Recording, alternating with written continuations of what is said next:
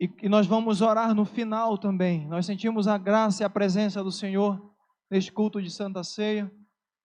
Salomão, ali, amados, num contexto de muita alegria, a chuva tinha passado, a primavera estava chegando e o inverno passa. E aí,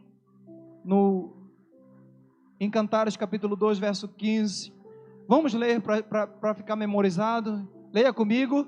Apanhai-me as rapos que devastam os vinhedos, porque as nossas vinhas estão em...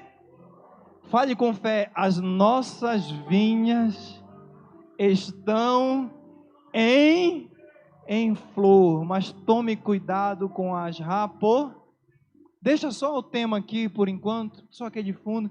Sente glorificando e exaltando o nome do Senhor. Fala conosco, que não seja meu intelecto, Senhor, que eu diminua e o Senhor cresça nesse momento. Eu sei que o Senhor preparou, Senhor, uma palavra aos nossos corações, que eu diminua e o Senhor cresça, em nome de Jesus. Amada igreja, nem sempre nós tropeçamos em gigantes, nem sempre é um leão que nós desafiamos ou temos que matar. Muitas das vezes nós temos desprezado pequenas coisas, e eu quero chamar essas pequenas coisas aqui de raposinhas. Nesse contexto bíblico aqui, de uma hora para outra, o que era alegria e júbilo, e chama a noiva porque passou a chuva. Quando nós chegamos aqui no verso 15, existe um alerta do Senhor, e eu sei que Deus nos trouxe aqui para que esse alerta, ele venha reverberar em nossos corações. O alerta é: cuidado com as raposinhas.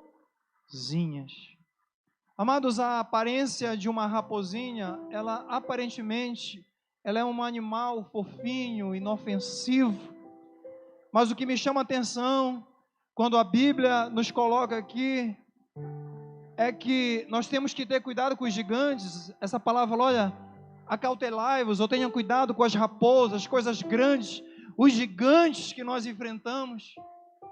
Mas a raposinha, ela é tão devastadora quanto a raposa grande. A raposinha, ela tem esse olhar, se você sabe dos filmes e dos vídeos e fotos e imagens da raposinha, ela tem esse olhar fofo. A pastora Cleo até achou fofa, não foi, missionária Cleo? Fofa a raposinha. Mas nesse contexto, para quem sabe, a raposinha, ela come o fruto no presente. Aquilo que iria dar fruto é a flor, ainda não está no fruto, é a flor. E se a raposinha come a flor, é claro que não haverá o quê? O fruto. E se nós trouxermos isso para nossas vidas, meus amados irmãos,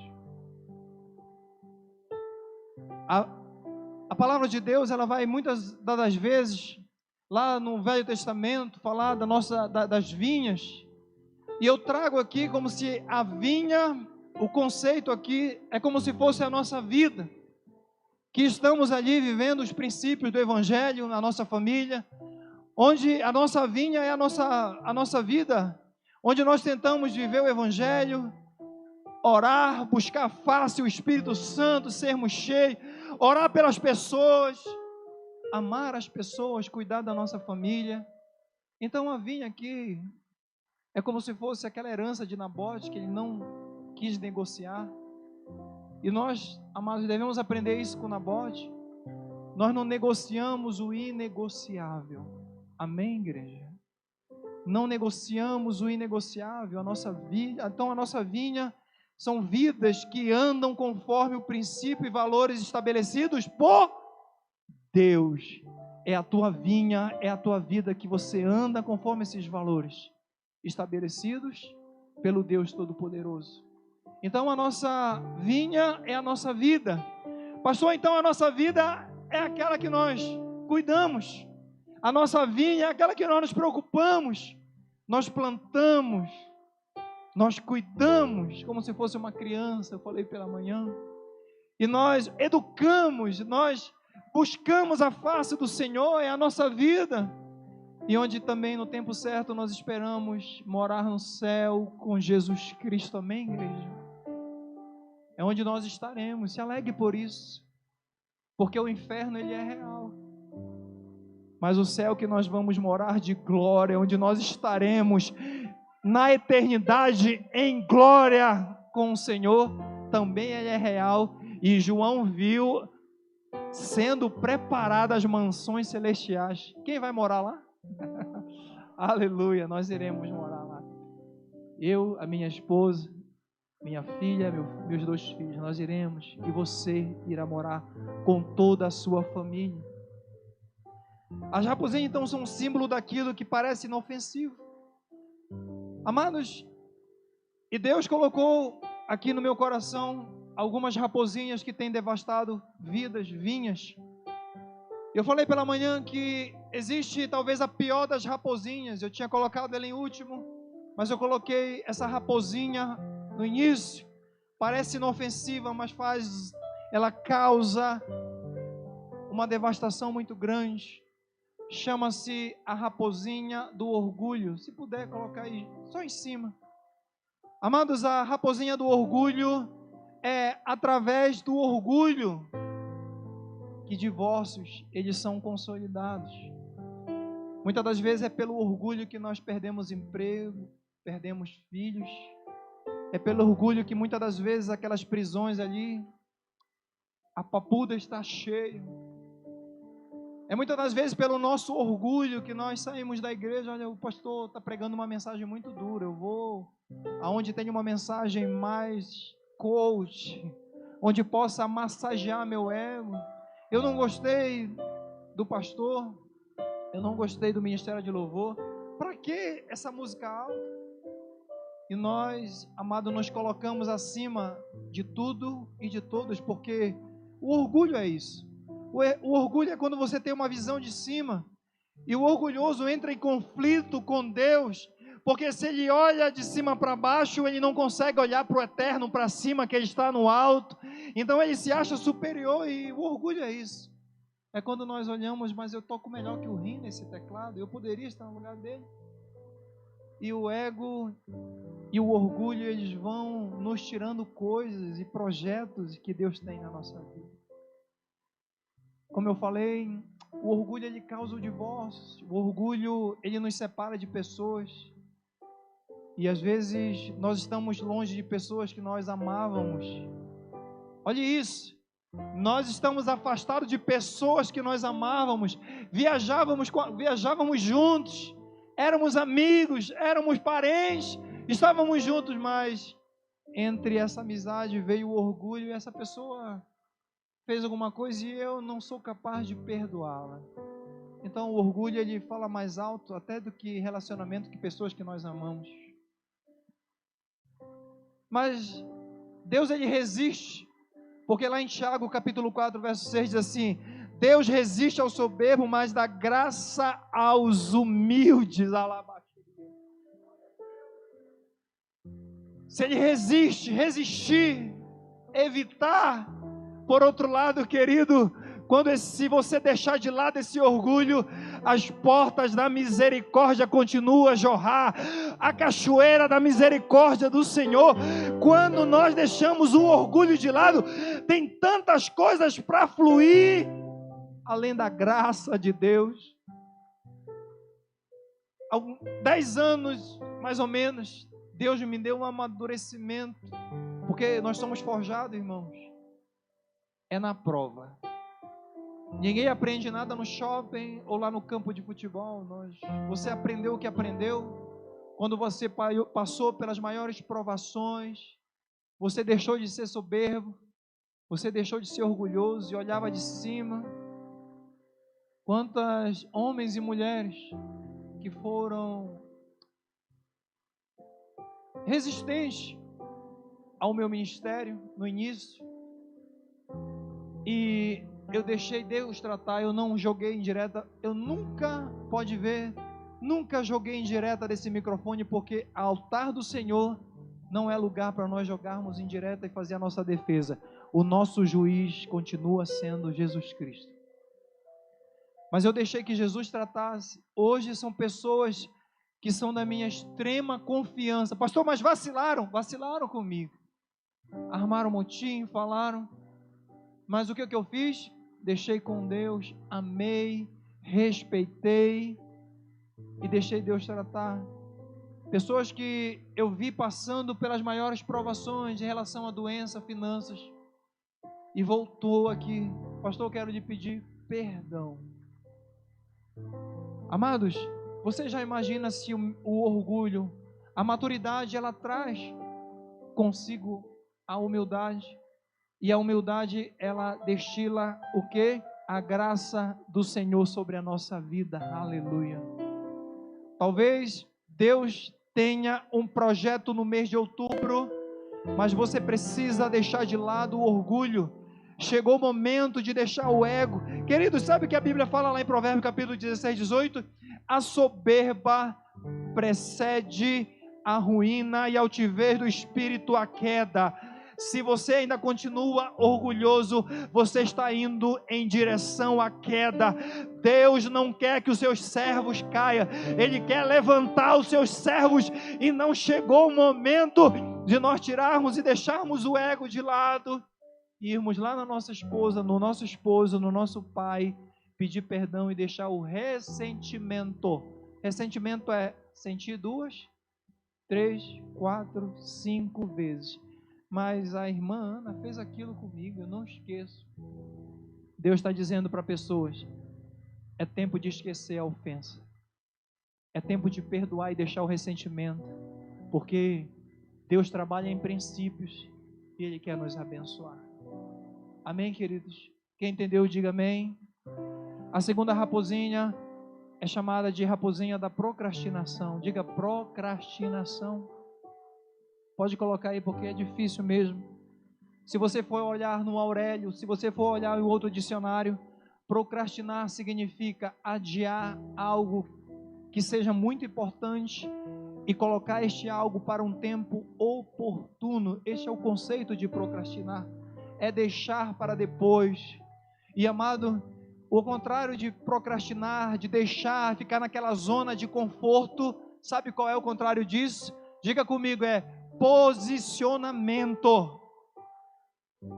É nos posicionarmos. Existem áreas da nossa vida que nós precisamos tomar posição para que essa raposinha saia lá da nossa casa. A raposinha da zona de conforto. Eu vou deixar, amanhã eu começo, amanhã eu vou melhorar. Então existem basicamente 3 áreas que Deus colocou no meu coração. A primeira área é a área espiritual. Às vezes nós procrastinamos e Deus, Ele quer, amados, para nossas vidas, que a gente viva o melhor momento espiritual da nossa vida, mas nós vivemos um evangelho raso, nós insistimos em viver, então a leitura da Bíblia é rasa, e aí as maiores revelações que Deus tem para a tua vida, quando você decide procrastinar, estudar de fato a Bíblia, a dobrar seu joelho e orar. Às vezes eu vejo, vamos orar aqui de joelho. Aí a pessoa dobra o joelho, irmão. Pessoas novas, aí começa a fazer assim, né? Para cá e para cá. É porque não tem um hábito. Quando nós oramos de joelho, você pode ficar 1, 2, não faz diferença. Horas de joelho não dói. Mas nós estamos na igreja 10, 20, 30 anos. E ainda assim, um dia, quando eu me casar, quando eu me formar, quando Deus aparecer um sinal, ei amado, sinal é para os fariseus, para nós cremos pela fé, nós entendemos que é pela fé, a nossa vida é pela fé. Sinal é para o fariseu, nós entendemos e andamos não por vista, mas por fé. Então cuide da sua vida espiritual. Então o primeiro posicionamento é na vida Por que o pastor está falando isso? Porque Davizinho, ele estava ali, ele não estava ali nem para lutar contra gigantes, mas ele foi levar queijo para o general e mantimento para os seus irmãos, e durante 40 dias, às vezes, irmãos, existem situações na nossa vida que está durando 1 ano, 2 meses, 3 meses, e nós insistimos em não nos posicionarmos como pai, como servo, como homem de Deus, e as coisas estão lá. O teu filho está lá chamando palavrão, fumando dentro de casa, vendo pornografia, chamando palavrão, e você ainda não se posicionou. Mas eu vou chamar a atenção desse menino amanhã. Eu vou chamar bebida aqui dentro de casa, álcool, cigarro de maconha aqui. Não! Posicionamento. E nós procrastinamos, empurramos. Davi não foi assim. Davi, cheio do Espírito Santo, ele perguntou assim: quem é este filisteu para afrontar o exército do Deus que não está morto, o exército do Deus vivo? Aleluia! Olha o posicionamento. Tu vens a mim com escudo, com lança, com espada, e eu me posiciono. Eu vou a ti em nome do Senhor dos exércitos de Israel, o Deus que tu tens, igreja, que tu tens afrontado. Posicionamento. Posicionamento é uma arma que Deus nos deu e nos dá, irmão. Posicionamento é uma arma poderosa que Deus tem nos dado. Davi se posicionou no Senhor. Não é se posicionar na sua força. Eu vou a ti em nome do Senhor dos... Essa é uma chave, pega aí. Se posicione no Senhor nessa situação. Senhor, vai ser difícil a conversa com meu filho, vai ser difícil a conversa com meu esposo, mas no Senhor, hoje eu vou dar um basta. Eu vou expulsar essa raposinha daqui de dentro do meu lar. Eu não aceito essa raposinha. Eu me posiciono. Segundo ponto, a raposinha no ministério, mas tem a raposinha na família. Ei, já falei aqui, quando é que você vai conversar, direcionar, ocupar o teu lugar como pai, como filho, ocupar o teu lugar como participante? Ei, filho, a tua casa não é hotel para você acordar e não pelo menos arrumar a cama. Irmãos, existe algo muito didático e pedagógico quando você ensina teu adolescente, teu filho, a arrumar a cama. Isso é uma autodisciplina, e quando começa ali arrumando a cama, você sabe quando você está ali, hoje eu trouxe até umas gravatas, eu estava arrumando as minhas gravatas, e eu falei assim para a Giovana, hoje aconteceu isso, à tarde eu comecei a arrumar minhas coisas, roupa para cá, gravata para lá, olhei, falei, eu tenho muita gravata aqui, eu vou levar, quem quer gravata ali no gabinete, pode passar lá que eu trouxe bastante, quem quiser pode pegar. Eu falei assim, Giovana, quanto mais a gente arruma, mais dá vontade de arrumar. Quanto mais, mas eu vou aproveitar arrumar isso aqui também, eu vou aproveitar. Então esse é o princípio. Então na família nós precisamos ocupar o lugar que só nós podemos ocupar. Pai, só você pode ocupar o lugar de pai. Filho, só você pode dizer, pai, eu te amo, obrigado, porque o Senhor acorda 5 horas da manhã, 6 horas o Senhor está saindo aqui de casa, já fez o café. Mãe, obrigado por sair para trabalhar ou para estar trabalhando aqui dentro de casa.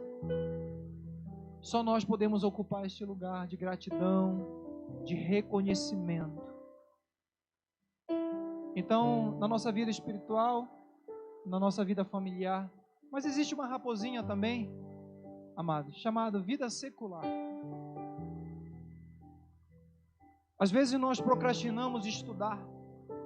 Eu vou fazer o inglês, ano que vem eu faço. Eu vou estudar para este concurso, essa apostila aí, está muito sol, está muito frio. Eu vou pagar a academia, e a gente paga a academia por 1 ano e não usa nem 1 mês. Eles sabem disso. Então, 1 mês, R$100. O ano todo, 200. Aí você paga o 200 e não vai nem 1 mês. Eles sabem disso.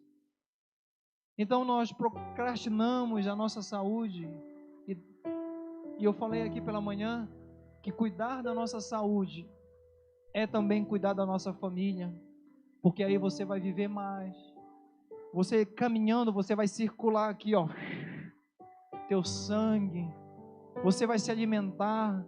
Quando é que você vai se posicionar? Pastor, não era para pregar só vida espiritual, irmãos, isso aqui é espiritual também. cuidar do templo do Espírito Santo.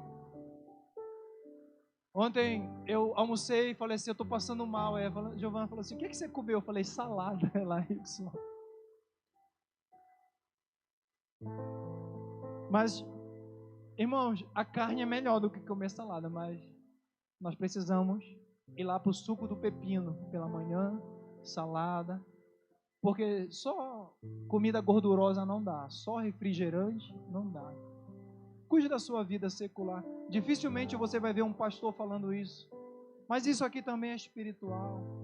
Você cuida da sua saúde, você vai viver por muitos e muitos anos ao lado da sua família, da sua esposa, dos seus netos. Quem não está pegando aí, pega. Você vai ver os seus netos, seus bisnetos com saúde. Pastor Vando, você vai estar com 80 anos jogando futebol com seus bisnetos. Amém? Você também. Amados, mas além da raposinha, da procrastinação, nós temos também uma raposinha. Efésios capítulo 5, verso 20, diz assim, dando sempre, coloca aí Efésios capítulo 5, verso 20, dando sempre o quê? Dando sempre graças por tudo a nosso Deus Pai, em nome do nosso Senhor Jesus Cristo. Dando sempre, isso aqui é uma opção, é um mandamento? É um mandamento do Senhor, é um mandamento. A vida, amados, ali, então, de gratidão, é um mandamento. Olha só o que diz a palavra do Senhor: alegrai-vos, um dia sim, um dia não, no Senhor. É assim? Alegrai-vos sempre alegrai-vos no Senhor. Existe uma raposinha sorrateira. Qual é, pastor? É a terceira. Ela é a chamada da raposinha da murmuração. O contrário disso é nós sermos gratos. Amados, quando a gente começa a reclamar, murmurar, existe uma pesquisa que diz que a célula, a nossa circulação começa a ter dificuldade. A nossa respiração. Observe alguém que está reclamando, se aí não fica assim, ó, e não sei o que, e mais não sei o que. E você está ali tranquilo, sereno, o teu corpo está são. Mas quando você está murmurando, você atrai tipos de doenças chamadas doenças psicossomáticas. Então, a palavra é dando sempre graças por tudo. Devemos ser gratos a Deus, amado, pela nossa família. Diga obrigado, Jesus. Pelos amigos, pela vida, pelo dom da vida, por termos uma igreja, aleluia, onde nós ainda podemos ouvir a voz do nosso Deus. Querido, se alegre por esse esposo lindo que Deus colocou, essa esposa linda, esses filhos, a sua casa. Pastor, não sou casado, mas Deus te deu uma casa, saúde. Deus te deu o seu Espírito para você acordar e dizer: Senhor, hoje mais um dia, mais um mês de outubro, eu vou ser direcionado pelo teu Espírito Santo. Obrigado, Senhor, pelo teu Espírito Santo. Por que, pastor, agradeço pelo Espírito Santo? Irmãos, hoje eu poderia chamar aqui uma fila de testemunhos. Mensagem: pastor, eu quero dar um testemunho, aconteceu algo, mas nós não temos tempo. Isso é fruto do Espírito. Um dia eu estava pregando e um pai de santo levantou e ele veio em minha direção no culto de Santa Ceia. E o Senhor não permitiu que ele tocasse em mim. Ele caiu antes de me agredir, passando uma vergonha. Depois levantou, fingiu que tinha sido expulso. A minha esposa está aqui. Muitas pessoas, onde eu fui pastor, lá no Pará. Mas o Espírito Santo me protegeu naquela noite, perante uma multidão. E Ele continua também me protegendo até os dias de hoje. Não murmure. Você não sabe o que é você sair daqui hoje, está pregando, e amanhã talvez eu faça um velório. Ou ir me despedir de uma ovelha que estava com câncer. 2 meses atrás nós perdemos 2. Não murmure, igreja. Agradeça a Deus. Seja grato. Tire essa raposinha da murmuração do seu coração. Seja grato a Deus porque você consegue respirar sem aparelho. Seja grato ao Senhor.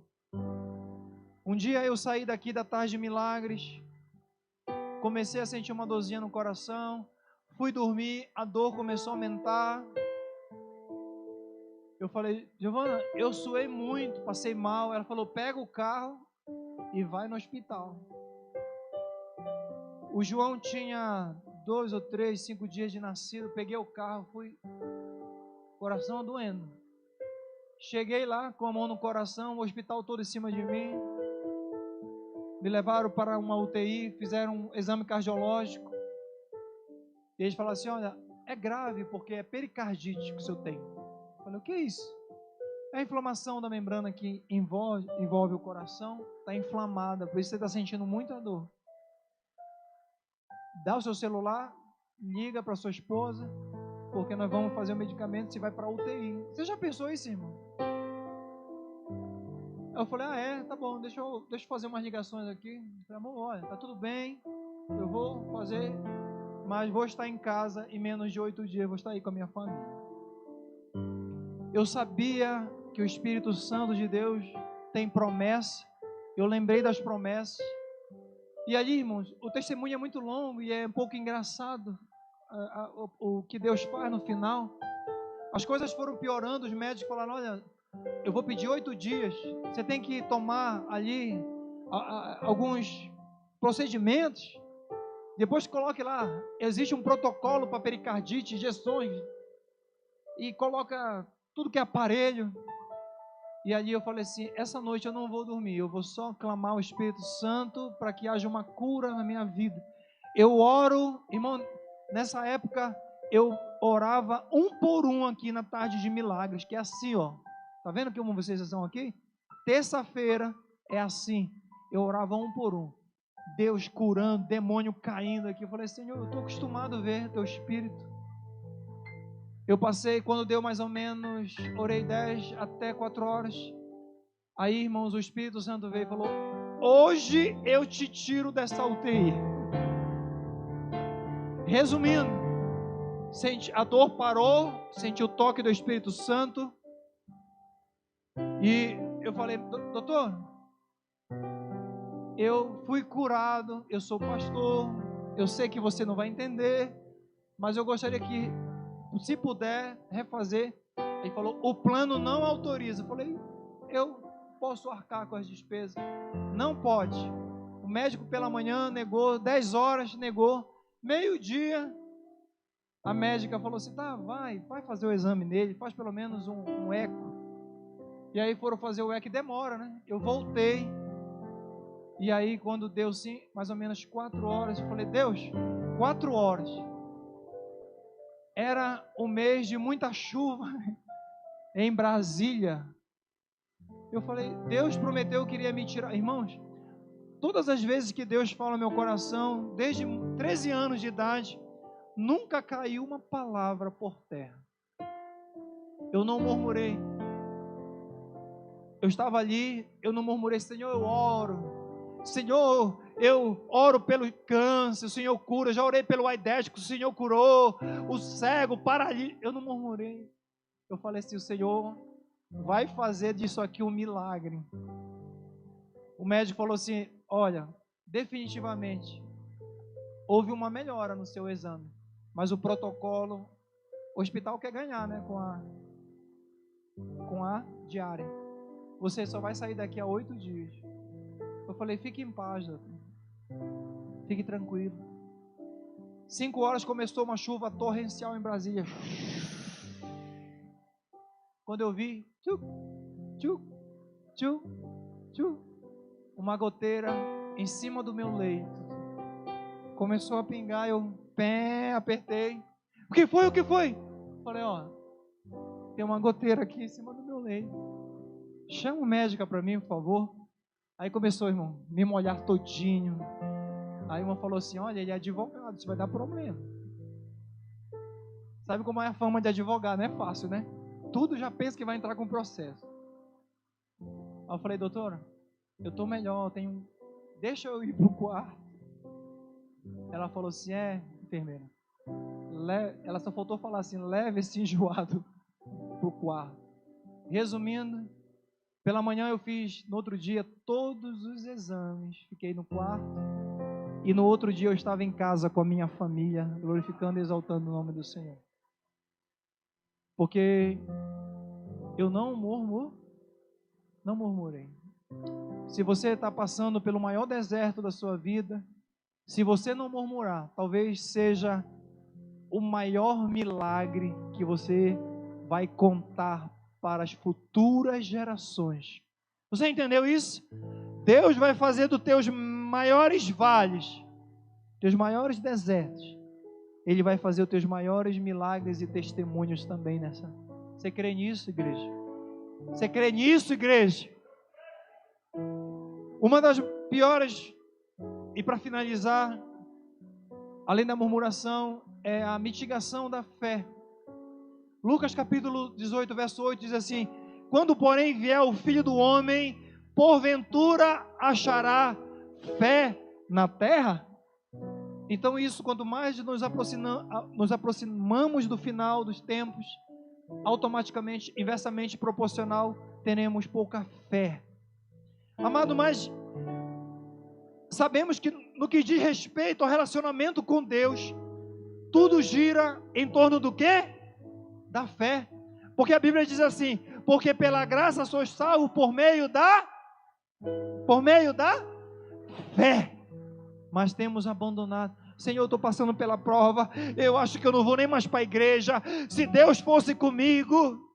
Todas as vezes que eu olho, as pessoas que murmuraram na Bíblia não venceram, mas as pessoas que passaram pela prova, como diz aquele cantor, dando glória a Deus, elas prevaleceram para contar o testemunho.